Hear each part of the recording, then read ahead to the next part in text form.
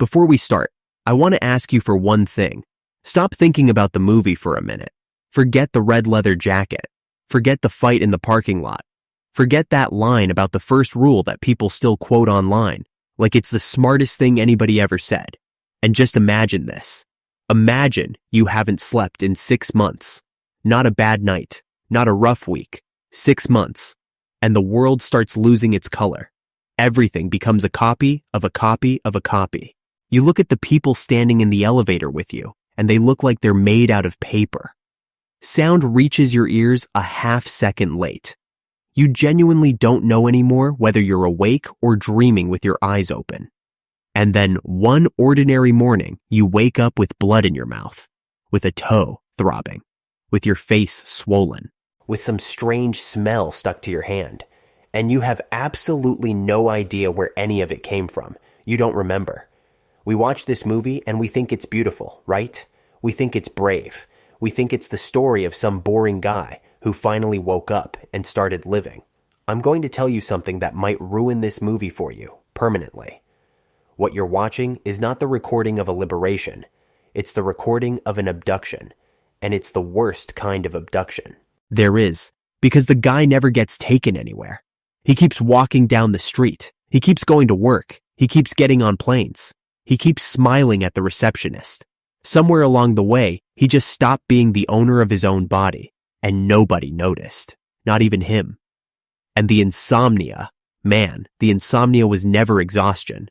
The insomnia was the sound of a lock being picked. It was somebody on the inside of his skull, pushing the door open a little wider every night. While he lay there staring at the ceiling, praying to go under. His body knew before he did. His body was fighting to stay awake because something was getting in. And he thought it was work stress. The first thing he does is go to a doctor, you remember? He asks for something to help him sleep. He asks for help in the politest way a person can possibly ask for help. And the doctor laughs in his face and tells him that's not real pain.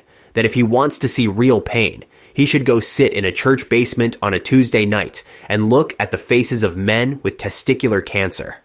So that's what he does. He goes.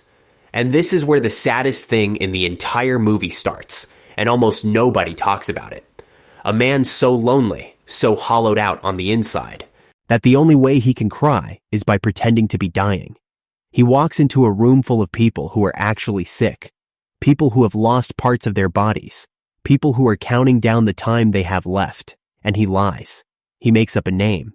He makes up a disease. He performs, and at the end, he hugs Bob, this enormous guy who took so much of everything trying to get bigger that he ended up losing all of it and growing a chest like a woman's. And he presses his face into that chest and cries like a child. And then he sleeps. For the first time in half a year, he sleeps. Pay attention to that, because this is the moment the door gets left open. The only thing that let this man breathe was a lie. He discovered that being somebody else is more comfortable than being himself. He discovered that inside a fake name, he could actually feel something. And when you open a door like that, when you learn to enjoy being someone other than yourself, things come in, and they are not kind things. Then Marla shows up. And Marla ruins everything, because Marla is a liar exactly like him, and her lie is a mirror. He looks at her and sees his own fraud sitting in the folding chair across the circle, smoking, wearing the face of somebody who gave up on everything a long time ago. And now that he can't pretend anymore, he can't cry anymore. And now that he can't cry, he can't sleep anymore. And the insomnia comes back worse, and the door that was sitting slightly open gets kicked the rest of the way in. And here's the cruelest detail of all, the one Fincher hid right in front of our faces. Tyler was already there, before the plane, before any handshake. He's already flickering on screen in single frames, a fraction of a second at a time. Next to the copy machine at the office, in the doctor's office, in the back of the support group room, standing in a doorway while our guy stares straight ahead and sees nothing. We don't register it consciously, but the film has been telling you from minute one that this thing was already inside the house. Already walking the hallways of his head, measuring the rooms, deciding where the furniture was going to go. So when Tyler finally shows up in full on that plane, with the identical briefcase in his hand and that whole bit about single-serving friends, that isn't a meeting. That's an introduction. That's an intruder getting tired of hiding. That's the guy who's been living in your house for months, deciding to sit down at your table and say hello. And our protagonist, poor bastard, so desperate for anything that would break the silence, looks at this man in the ridiculous clothes with the crooked smile and feels relief. He feels relief. The thing that is going to end his life arrived disguised as good conversation on a red-eye flight, and he thanked it. And look what happens that same night, because this is not a coincidence. This is the work starting. He lands, and his apartment has exploded, 15 floors up. Everything he spent years accumulating. Every piece of furniture picked out of a catalog. Every dish with those little bubbles in the glass that he thought said something about who he was as a person. All of it scattered across the asphalt down below, burned, shared out with the street. The police talk about a gas leak. They talk about a pilot light going out. They talk about the compressor on the refrigerator. And we watch that thinking it's fate knocking, thinking it's the universe telling him to let go of his stuff and finally live. It wasn't fate. It was Tyler. With his hands. With his body. In the middle of one of those nights, he doesn't remember. The man wired his own home and then deleted it from his own records. And that is rule 1 in the handbook of anybody who wants to own you. You take away the house. You take the base. You take the place where they sleep. You take the objects that give them any sense of who they are. Because a person without a home will accept any roof. And then look at the scene right after, which turns your stomach once you understand what you're actually watching. He's at a payphone, alone, in the cold, soot on his hands. He tries to call somebody, and there is nobody. He almost calls Marla and hangs up, so he calls Tyler. No answer. And he just stands there like a dog that got left at the side of the road. And then the phone rings back, the payphone. The one with the little plate on it that says it does not receive incoming calls. That phone rings, and it's Tyler on the other end. And in that second, the movie is screaming in your face that this is not a friend. This is something that does not obey a single rule of the physical world. This is something that finds you wherever you are, because it already knows where you are, because it's inside you. And then comes the bar, lose, the dirty table, 2 beers, and the strangest request one person has ever made of another. I want you to hit me as hard as you can. And we still applaud that scene. We think that's the moment the friendship is born. Stop and think about it for 1 second. The very first thing this creature asks him for is violence.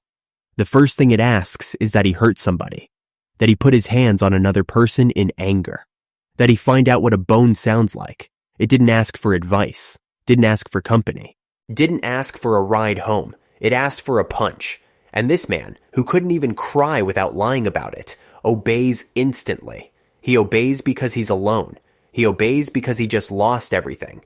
He obeys because when you've got no floor left under you, any firm voice starts to look like a hand reaching down. And the basement fills up. And at first, it even looks beautiful, right? All these broken men hitting each other just to feel something. Walking out with their faces opened up, but their eyes lit for the first time in years. Going back to the office on Monday with the secret tucked under their shirts. I understand why this seduces us. I really do. Because everybody, at some point, has wanted to break something just to prove they're still alive. But nobody stops to look at what's happening to the protagonist while all this is going on. He's losing weight. His tooth is chipped. His face is stitched together. He's sleeping on a rotting mattress inside a collapsing house on Paper Street. And look at that house. Really look at it. The ceiling drips. The walls are covered in mold. The wallpaper peels off like dead skin. The wiring shocks you. Some days there's no power. Some days there's no hot water. When it rains hard, they sit inside and wait for the rain to pass. Indoors. This man left a 15th floor apartment to go live in a ruin. And the film presents that as an upgrade. As if he'd moved up in the world. As if he'd been set free. No, he was demoted. He was walked down into the basement of his own existence by something that needed him weak, isolated, and far away from any human being who might look at his face and say, "Hey, what is happening to you? And you want the scene that proves it? The scene I can't watch the same way anymore since I understood it? It's the hand, the lie scene." Tyler takes his hand, presses his mouth to the back of it, kisses it, and then pours the powder onto wet skin. And the skin starts to dissolve in front of him. And this man screams, thrashes, tries to pull away. And the other one grips his arm and does not let him leave. And he tries to save himself the only way he knows how. He tries to go to the cave. He tries to hide inside his own head like he always did. And he gets slapped across the face and told, "No, stay here. Feel it. This is your pain, and you're going to watch it happen." That is not a teaching. That is torture. That is exactly what a man does when he wants to break something and keep it. He hurts you, and then he calmly explains why it was good for you. He leaves a mark on your body and calls it a gift. The scar from that kiss stays on his hand for the rest of the movie, and we call it poetic. But it's a brand. It's a hot iron on livestock. It's the thing saying, "This is mine now." And it's almost funny that this is the same character who tells him it's only after we've lost everything that we're free to do anything. What a gorgeous line. There's probably a tattoo of it on every street corner on Earth, except the person saying it is the exact person who took everything from him. He blew up the apartment and then told him it was good to have no apartment. He burned the hand and then told him the burn was a privilege. He destroyed this man's life and then sold him the destruction like an expensive course he was getting for free. And the protagonist buys it, because when you're desperate, you will buy any explanation that makes your pain feel like it means something. And the soap, look at the soap, which is the sickest thing in the entire film, and everybody glides right past it. They steal human fat out of the dumpster behind a liposuction clinic. They melt it down in a pot on the kitchen stove. They mix it with lye and sell it in little bars for $20 to the same women that fat was pulled out of. This man is cooking pieces of human beings in the house where he sleeps. And he thinks it's funny, he laughs. And this is where I want you to stop for 1 second and look at yourself. Because I want you to think about what's actually frightening in all of this. It's not the punches. It's not the explosion. It's not the blood. What's genuinely frightening is the idea of not being in command of your own actions. It's waking up tomorrow and finding out you did something you never chose to do.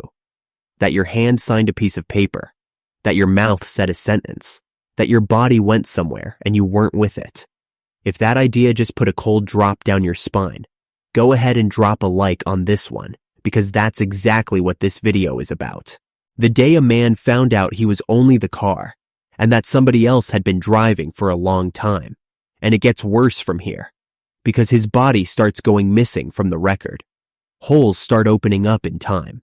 He travels and doesn't remember buying a ticket. He wakes up with dirt under his fingernails, burns on his arm, a body that aches in ways the basement can't explain. He talks to Marla and she answers things that have nothing to do with what he said last time. She's furious at him about conversations he never had. She comes to him soft one day, and the next day he treats her like garbage, and she is slowly going insane trying to make it add up. He starts hearing the noise from the other bedroom, the bed hitting the wall all night, and he feels rage and nausea and something he can't even name. And the truth is, it was him. That was his body in that room. Those were his hands. That was his mouth saying those things. And he wasn't there to see it. Do you understand the size of that? That's lending out your body without signing anything. That's being used while you think you're asleep. And then there's the job, which is the ugliest and most revealing piece of the whole thing. The scene where he walks into his boss's office and starts beating himself up. He throws himself into the wall. He breaks his own nose. He tears his face open on the glass. He shreds himself completely and then grabs onto his boss and starts crying at the exact moment security comes through the door. So the other man looks guilty, and he walks out with money in his pocket and never has to work again. And we laugh. We think it's brilliant. We think it's clever. But look at what the camera is actually showing you. A man beating himself. A man destroying his own face and calling it a win. That isn't cleverness. That's the most honest shot in the entire movie. because that's what it was from the very beginning. There were never two guys in that parking lot. There was one man alone in the dark, taking a beating from himself and calling it friendship. And then it stops being a basement and becomes an army. And this is where the cage really closes. Because while it was just fighting, he could still walk away. While it was just a weird friend, he could still throw the guy out. But when the house starts filling up with shaved heads in black, sleeping on the floor shoulder to shoulder, with no names, no histories, no pasts, following orders nobody explains. Now there's no door left. They show up and stand out front for 3 days without food or water, getting screamed at to prove they can take it. And when they come in silent. They give up their names. They become lab animals in monkey suits, and every one of them obeys a voice that comes out of the protagonist's mouth, but is not his. Imagine the horror of that. You come home to your own house, and it's full of strangers, and all of them look at you with this terrifying reverence, and you did nothing to earn it. And you can't even ask what's going on, because they talk to you like you already know. And they've been told not to ask questions. And then there are the homework assignments the other one invents. Pick a fight with a stranger and lose on purpose. And the man with the gun at the convenience store, that one still keeps me up. Raymond.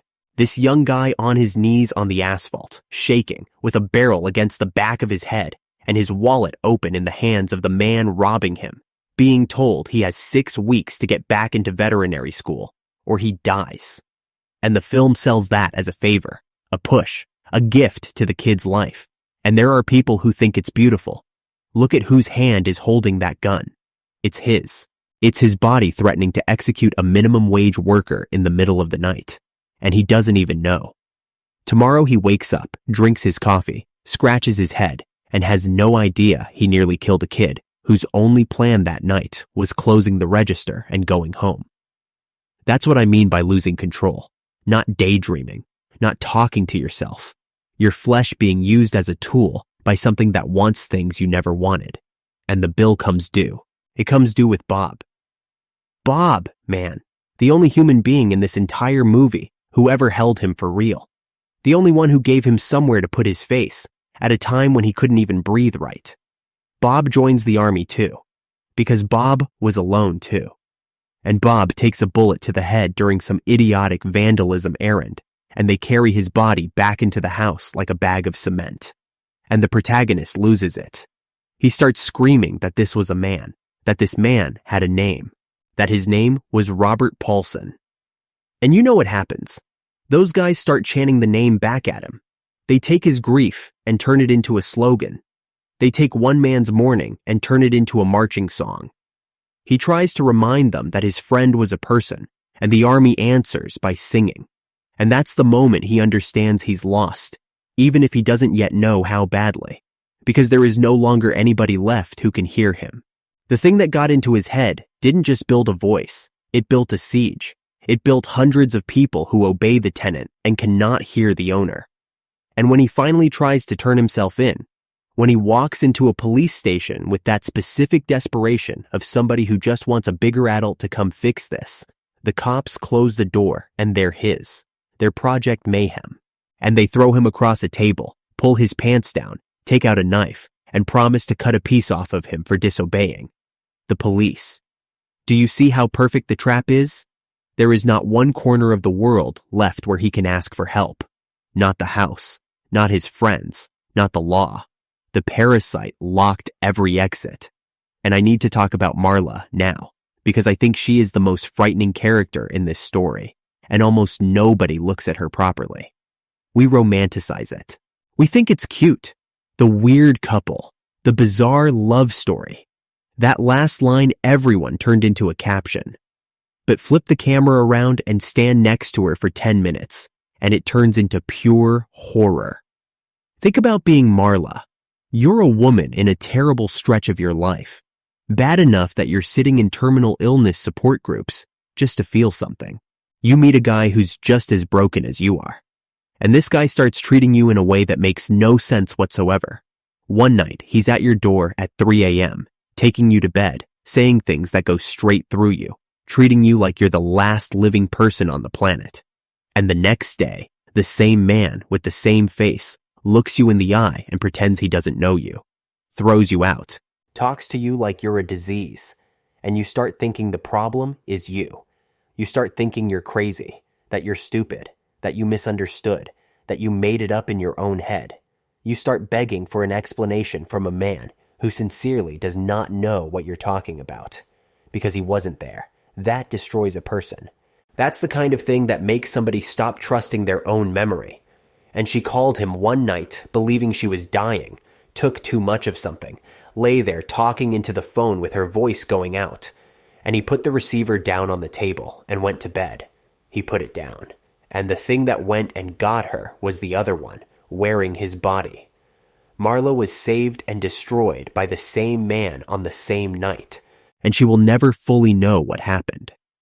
And then, at the end, when she's up there on that roof, holding his hand, with the city detonating in front of them, we hear pretty music and decide it's a happy ending. Look at what actually happened to this woman.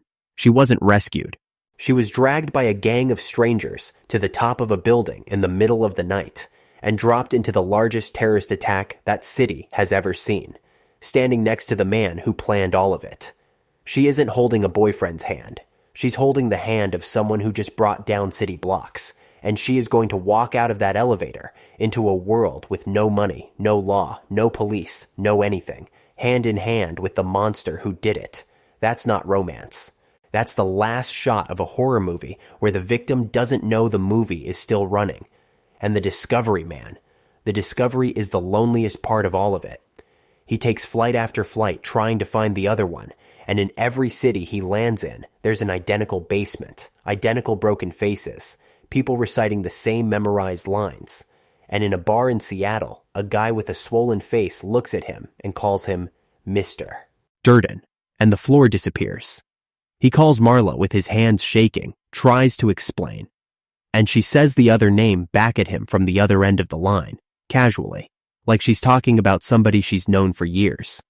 And he sits down in that hotel room and starts assembling it, the trips, the gaps, the nights. And the thing sits down in the chair next to him and lays it all out, calmly, with the smile of something that won a long time ago. I'm everything you wanted to be. I'm free in all the ways you aren't. I have what you don't. And he remembers the car. That night, the other one let go of the wheel in the middle of the highway and let it roll until it hit, with people screaming in the back seat, calling it a life experience. That's how much this thing cares about the body it's occupying. 0. And if you're still here with me, I want to ask you something before we get to the end. If there were a voice inside you right now, promising to make you strong, fearless, untouchable, promising to hand you everything you ever wanted, but the price was that it would burn your entire life down until there was nothing left, would you fight it? Or would you let it take over? Sit with that one, honestly. And if you want to keep thinking about things like this with me at 2 a.m, subscribe to Fractured Plot, because this is what we do here. And now, the ending. The one everybody thinks is a victory. He finds the buildings. He finds out the explosives he cooked himself are sitting in the foundations of the credit card companies, ready to erase everyone's debt and reset the world. He goes down into the parking garage. He tries to pull the wires. He almost does it. And he gets beaten, thrown down a staircase by his own body, dragged upstairs, sat down in a glass room with the whole city glittering outside. And then the gun in his mouth. And he finally sees that the hand holding it is his hand. And he pulls the trigger. And the bullet tears through his cheek, smoke comes out, blood runs down, and Tyler drops backward with a hole in the back of his head. And we always read that as the moment the hero won. I read it that way for years. I stood up off the couch thinking that guy just freed himself. Now play that scene back slowly. A man who puts a gun in his own mouth and pulls the trigger to silence a voice is not a man who got better. That's a man standing on the last step of despair. That isn't treatment. That is the closest thing to giving up that exists. And look at what's left afterward. He stands there with half his face blown open, and he doesn't pass out, doesn't cry, doesn't call for help, doesn't run to try to stop any of it. He just stands there with those empty eyes and this gentle, level voice and tells Marla that everything's fine, that she should trust him, that she met him at a very strange time in his life. Trust me. Whose sentence is that? That's the sentence the thing had been saying to him since day one. And he takes her hand, calmly, and watches the buildings come down without moving a muscle. No regret, no horror, no scream. The man who spent this entire movie terrified, sweating, trying to stop this, is now watching his own nightmare happen with the face of somebody watching a sunset. That gunshot did not kill the invader. That gunshot erased whatever was left of the owner of the house. The last part of him that still felt fear, that still felt guilt, that still wanted to take it all back, that's what died in that chair. The body kept standing, the heart kept beating, the mouth kept talking. But the thing driving from that point forward is not him. The parasite wasn't evicted. The parasite finally got the house to itself, with nobody left to complain about the noise. And if you think I'm reaching, look at what exists outside the movie. In the novel this all came from, written back in '96, the ending is even colder. He doesn't walk out victorious anywhere. He wakes up somewhere white and quiet, surrounded by people in coats, convinced he died and went to heaven. And while he's lying there, staff members walk past his bed and whisper to him that they miss Mr. Durden, that everything is going according to plan, that they can't wait for him to come back, meaning it never ended. Not on the page and not on the screen. And there's one last thing, and this one raises the hair on my arms. Remember that Tyler worked as a projectionist, and his hobby was splicing a single frame into family movies. A frame that goes by so fast the audience never consciously sees it, but the body registers it anyway? At the very end of the film, right as the buildings are coming down, there's a loose frame, one blink, one obscene flash spliced in, exactly the way he used to do it. Fincher signed the movie with Tyler's signature. The last thing on that screen is the monster's favorite prank. Not the protagonist narrating, him. He stayed until the final second of the reel. And then you close your eyes, and what's left in your head is that image. The towers going down, the dust coming up. A woman holding the hand of a man who no longer exists, and his face completely empty, not startled by any of it, watching the world end. And the only thing I think about every single time is that somewhere in that story, on some night nobody filmed, in an apartment that doesn't exist anymore, a normal, tired, lonely guy lay down in bed and asked to please just fall asleep. And something lay down with him.